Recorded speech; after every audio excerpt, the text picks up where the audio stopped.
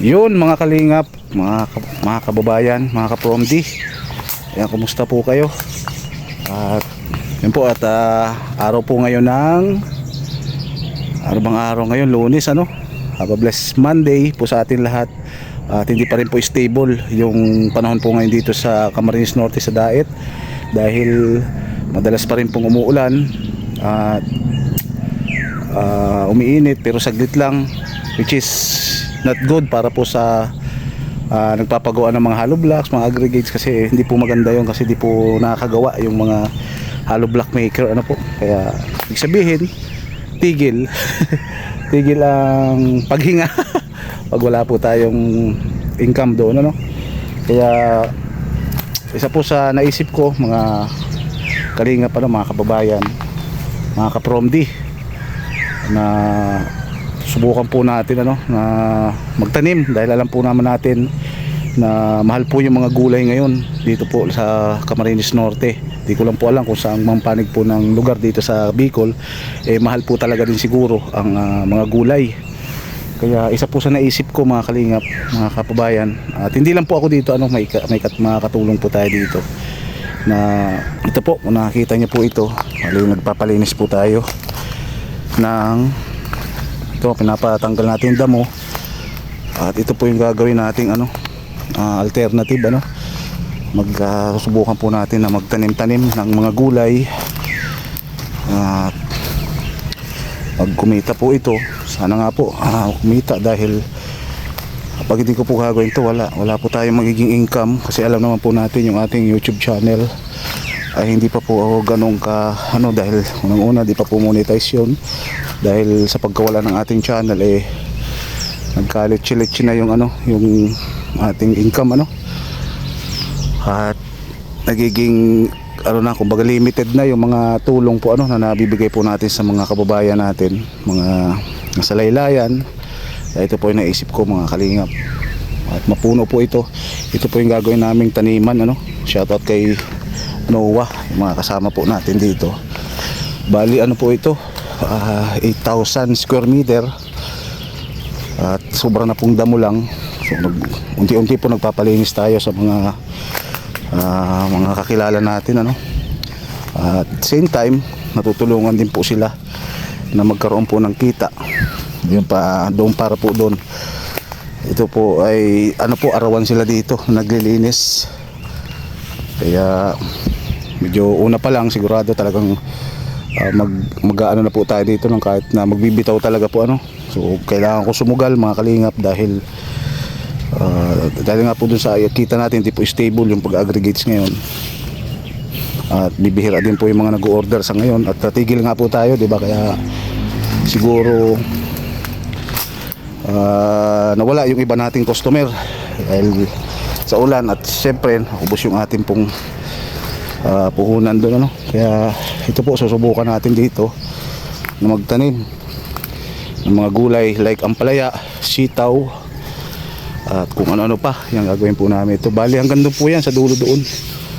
At ito po ay hindi po sa atin itong lugar kasabihin na naman, ito po ay arkila po natin, mga yearly ang bayad po dito, dahil nakausap po namin may-ari, kaysa naman daw po sa madamo pakinabangan na ng iba, Ito po ay may-ari po nito ay nagre-review para sa bar exam, attorney po yun. Ito po, mga kalingap, medyo malinis-linis na po, at kami na pong bahala magputol-putol nitong kasi yan po ang gagamitin nating pinakaposte ng mga gapangan po ng ating sitaw or ng ating ampalaya. Kaya ito po ay subok lamang talaga, dahil hindi po pwedeng mag-stay tayo, wala tayong magiging income pag hindi po natin ginawa na sumugal sa isang bagay na ito.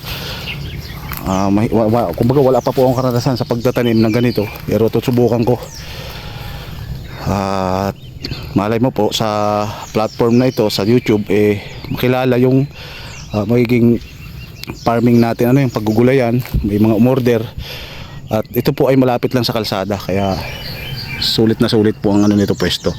Yan, sa dami po ng mga pangtusok na yan para po sa ano, kumbaga malilesen na yung ano, yung ating pong gastos dahil lang po na rin gagamitan natin ng ano, yung gagawing linya-linya. Kaya sana ay kaya hingi tayo ng gabay ano sa ating mahal na Panginoon para po dito sa ating naisip na pagkakitaan. Kaya talagang ano lang po ito, sa palaran. Kumbaga di natin alam kung ano. Pero ako po kasi hindi ako na ano na sumubok.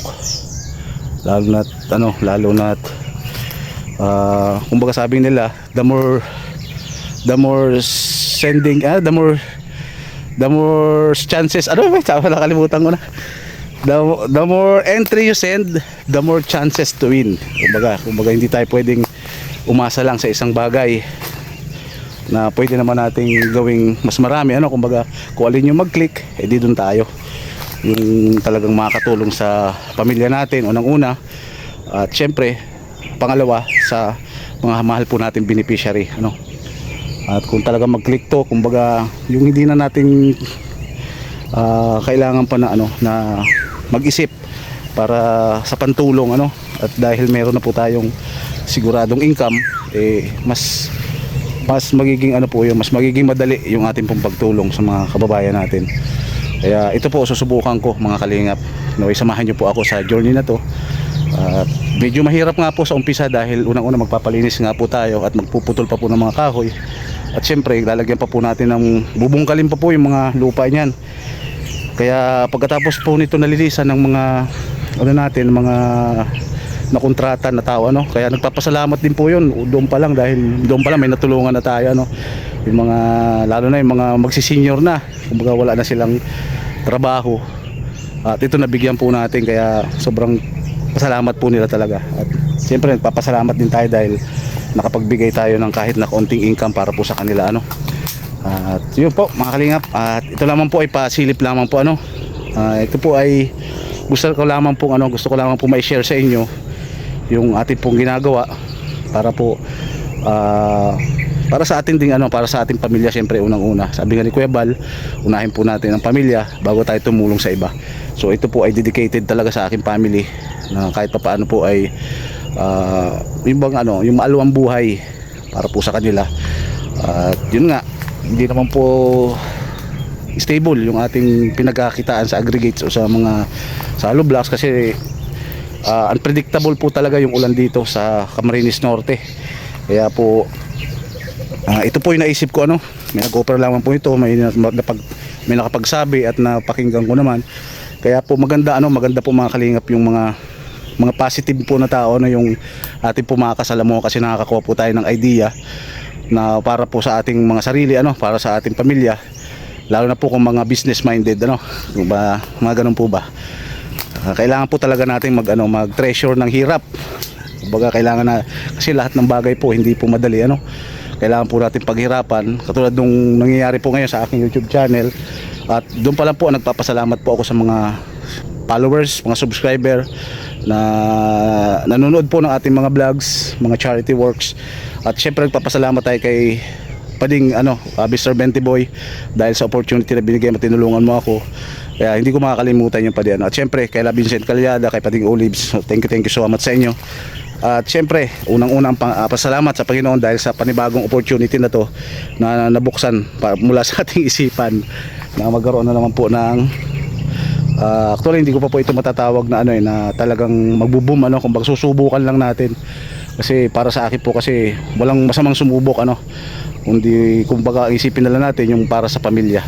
Subukan po natin to para may income po tayo, kasi mahirap talaga po. Ito po kasing gagawin ko na to, kumbaga parang magbabalance. Kikita tayo dito para sa pamilya at para sa mga kababayan natin at sa pagtulong.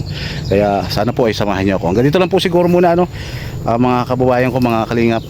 At na-share ko lang po at i-update ko po kayo kung ano na po yung development or progress po dito po sa naisip po natin na to Siyempre huwag po natin kalimutan si Kuya Bal at Edang Kalingap Rob, dahil hindi po talaga ako mapupunta rin mababalik dito sa Camarines Norte o sa Bicol kundi po dahil sa Kalingap Kaya kung ano man pong tagumpay na aking pong makakamit ay siyempre utang na loob din po sa sa Kalingap, dahil sabi ko nga, hindi po ako makakabalik ulit dito sa Camarines Norte kung hindi po dahil sa purpose ko na makatulong at makapasok po sa Kalingap. Kaya thank you so much po sa inyo. Papasalamat po muli ako. Walang hanggang pasalamat sa mga nagpa-follow, nagsusubscribe, nagsishare at nanonood po ng aking mga vlogs. Thank you so much po sa inyo. Walang sawang pasalamat po dahil po sa inyo muli pong nabubuhay yung ating YouTube channel kahit na paunti-unti. Sabi ko nga, walang shortcut, walang shortcut ang tagumpay. Dadaanan mo talaga yung mga may hirap, lalo na sa mga bashing. Kaya normal po, alam niyo naman po na kahit ano pong pagsubok ay kailangan kaakibat natin ang Panginoon. Malagpasan din po natin yan. So tara po mga kalingap, samahan niyo po ako dito sa journey na to. Thank you so much po talaga sa inyo. Bye bye po, God bless everyone.